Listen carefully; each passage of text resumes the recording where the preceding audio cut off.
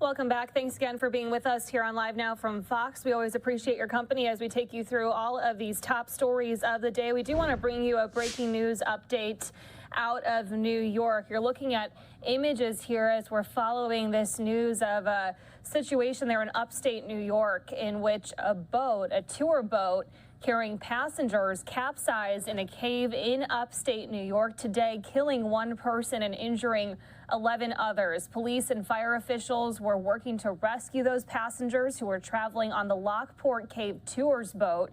The mayor's office said 28 visitors affiliated with Destination Niagara and one staff member were on board. 11 people were transported to area hospitals for minor injuries, with a broken arm as the most severe. One fatality, though, is under investigation, according to the mayor's office. This incident happened on the Erie Canal. According to officials, this happening around 11:30 a.m. or just before local time. And since then, streets in the area have been closed off to allow rescue vehicles and crews access to the area. We did hear from police that about roughly 30 people were on board the capsized boat. So looking at some of these images that are coming in here, we do want to bring you this update from officials on this incident that happened in upstate New York. I want to thank everybody for coming here today. At approximately 11:20 this morning, there was an incident inside the Lockport underground boat and cave tour. A boat capsized. It had 28 people from a tour bus coming out of Niagara Falls and one staff person from the facility. Our Lockport Fire and Police got on scene within minutes and started the rescue. But I'm going to allow our first responders, our chief. So up here with me, I have Andrea Zopp, who is from Destination Niagara, USA, who was the affiliate group that the tourist group went with. We have Director of Emergency Management Services, Jonathan Schultz from Niagara County. We have the Niagara County Sheriffs, Michael Filicetti. We have our Lockport Police Chief, Stephen Abbott, and our Lockport Fire Chief, Luca Quagliano. They can talk about what they can. This is an ongoing investigation, so some things we cannot discuss, but they can talk about some of the rescue efforts and where they're going from here. Chief Quagliano. Thank you, Mayor. Good afternoon. As the mayor said, about 11:30 this morning, we received a 911 call for approximately 28 people trapped in the water at the Lockport Cave Tour site. They operate an underground cave tour operation. Part of that tour involves about a 300-foot section where tourists or visitors rather will get on a small boat, take them down a channelway within the cave about 300 feet long, and then they come back, return to where they boarded the boat. The boat can safely handle up to 40 people. There was 29 on it at the time. Somehow at the end of the cave or the destination, that 300 feet section there, the boat became unbalanced and capsized. All 28 or 29 people were thrown into the water. Some were able to self-extricate by walking down. The water is walkable for anybody that's right about the 6-foot mark. There are some deeper areas of that location and parts. So roughly 16 people were rescued by fire and EMS personnel. We have an inflatable boat that we can launch virtually anywhere through the use of compressed air. We put rescuers on that boat to go down that 300-feet corridor, and we were able to bring back 3 or 4 people at a time. Altogether, about 16 were rescued via boat. Everybody else was able to walk that corridor back to the original launch spot. We also had a joint location where we breached the wall from the outside of the cave tour. On the canal side, there is an area that underwent some construction years back. Portions of that wall are more of a facade than a structural bearing wall, so we were able to breach that with heavy equipment and rescue some people that way. Unfortunately, we did have one fatality in the incident. It is believed for a time that he was initially stuck underneath the capsized boat, and it did take some time to get him recovered. and back to a safe location. Unfortunately, he had succumbed to his injuries. Rescuers only received one minor injury. We had 11 people total taken to area hospitals for minor injuries, the worst of which we believe is about a broken arm and a possible head injury. But all other survivors of the incident were relatively minor injuries. We had upwards of 10 or 11 mutual aid agencies from across the county come in to assist us. A technical rescue team was in from the county to help us with that wall breach. Niagara County dive team was notified to try to initially get to that last victim. I believe they may still be on site now to try and recover that boat and get some more data on what exactly happened there. But otherwise, no rescuers were injured, and it was a relatively safe operation once it got underway. Took a minute to find the initial access points, where the victims were, and what exactly had occurred, what resources we would need, etc. But once the operation wrapped up, everybody did what they had to do, and we completed the evolution relatively well and effectively. So, any questions?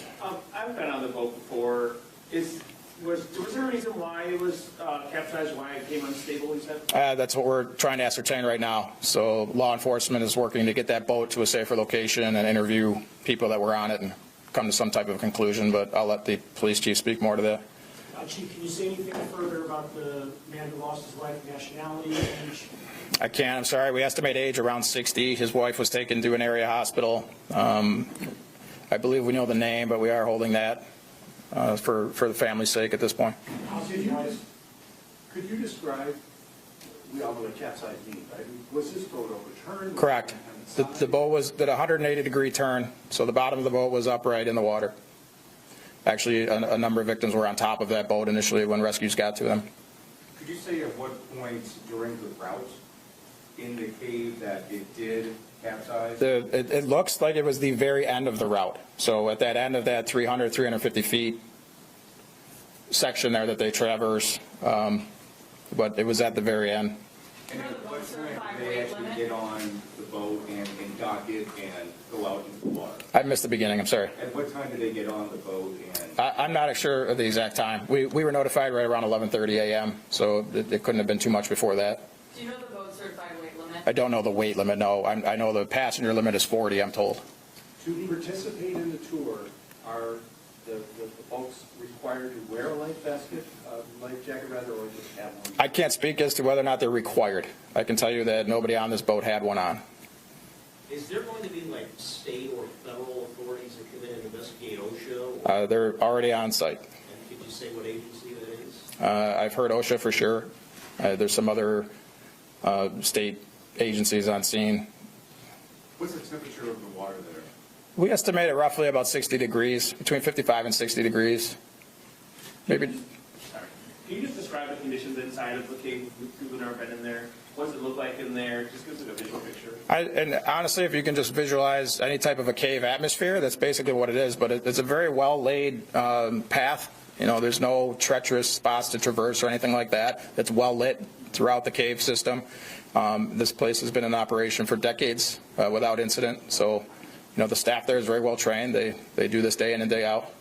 Was there any, let's say, like extra water or higher level of water in there through the rain or anything? No, not that we were told.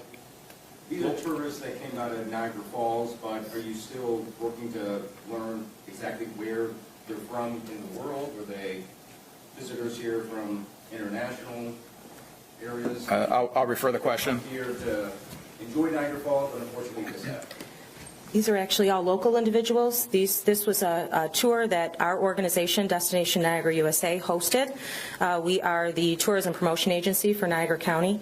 Every year we host familiarization tours across Niagara County for free for all hospitality employees of Niagara County. So those individuals signed up to be a part of this. Today was the Lockport Day. So these are all hospitality employees across Niagara County, between our office staff as well as others. Do you think this is going to have an effect on tourism in Niagara County? Obviously, with it's just ramping up. I know we got the trolley going in Niagara Falls now. Does this hurt tourism? Well, it certainly doesn't help. You know, situations like this happen all over the world. Tragic accidents happen. Being an internationally recognized destination, this does sometimes pick up and spread farther and wider across the media than it would maybe somewhere else. That being said, this is an isolated incident. It's a tragedy. This happens, again, unfortunately, all over the world all the time on different, in different situations. So we're hoping that, again, because this was an isolated incident, because our emergency responders acted so quickly, and there were relatively low incidences of injury, aside from the tragic loss, that we can move beyond this. Have you been on this tour yourself? Yes, I have. Can you tell me, were you required to wear a life jacket when you were on board? Not that I recall. No, I've been on it many times. I've never had a life jacket on. So they're not tourists, they're local hospitality employees? Correct. Our employees of our organization, of our office, as well as hospitality employees from across Niagara County, from various companies, hotels, attractions, et cetera. Were your employees injured? Are your employees okay? Our employees are doing well, yes. Chief, if you're able to say, I've been reading on the Facebook accounts, they said at one point in this tour that they turned the lights off. I don't know if you said, I think this was well lit, but were the lights off at all prior to this capsizing? When we arrived, the lights were on and fully operational. I honestly don't know if at some point in the tour they dimmed the lights or turned them off or part of the tour effect. But when we arrived, all the lights that were there were operational. How many seats are on the boat? I'm told 40. How were the folks? How were they when you saw them? And, wet and shaken up, I guess?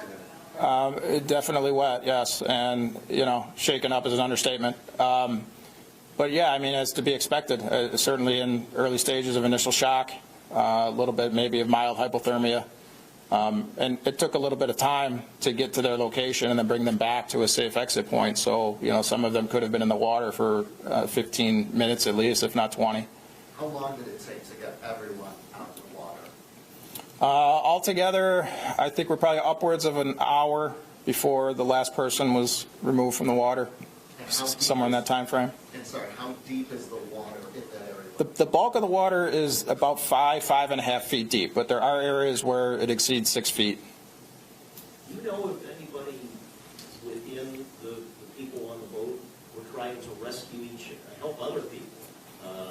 Like hold their heads above water or anything like that? I don't know specifically, but like I said, when our rescuers finally got down to the end, there were a number of people on the top of the boat that had capsized. So I only assume that they helped each other get up there, probably the ones that maybe weren't comfortable in the water.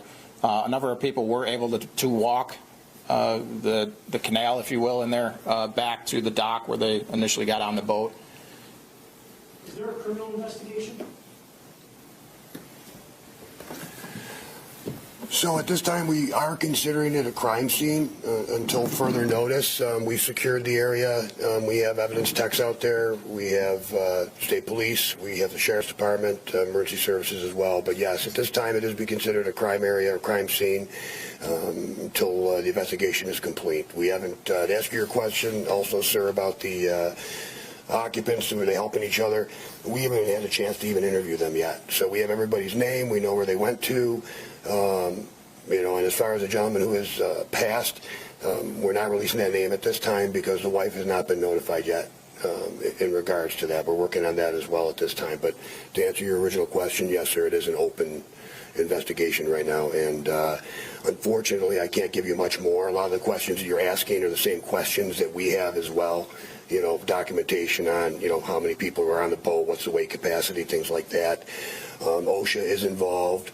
NTSB also has been notified as well. So it's going to be a joint investigation in regards to our department, sheriff, state police are involved as well. So a joint investigation, but not a crime scene at the moment?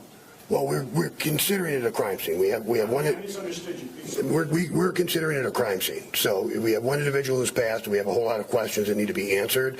So until we have the district attorney's office involved as well. So whether or not that leads to charges in the future, I do not know. But as of right now, we're treating it as a crime scene. Does that particular boat have to be inspected? And when was the last time such inspection was done? And that's a very good question, and that's one of the ones that we're looking for the answer for as well, because technically it's private property. However, he's operating a business, but right now at this point I can't answer that question because we're still trying to find that answer ourselves. Does the Coast Guard have any kind of? No, it's not any sort of waterway where they would have, because once again, it's not even the canalway. It's technically private property off the park, unfortunately. So it changes the entities that are involved. If it was on the canal, if it was in the lake or the river, et cetera, there would need to be a licensed captain, operating. Is that the case in this? Once again, I don't have the answer to that question. It's private property business, so like I said, we're looking into that right now. And if there's issues that we have to address, we will certainly address them. I mean, it's unfortunate, but at this time, the fire department did a fantastic job. Our people did a fantastic job. We pulled 7 people out of a hole about this big that we used a sledgehammer for about midway down.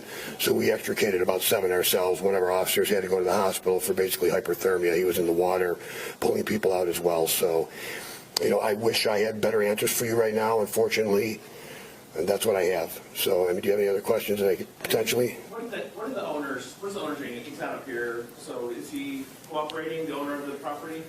He's been cooperative with everything I've asked him. So, I would hope that cooperation would continue throughout the entire investigation. And what's his name? I'm not going to release that right now. Okay.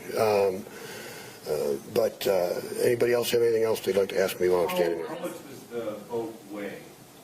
Don't know that. I know that the boat is actually specially built for that attraction, that it was built inside that cave, so it's not something that was built.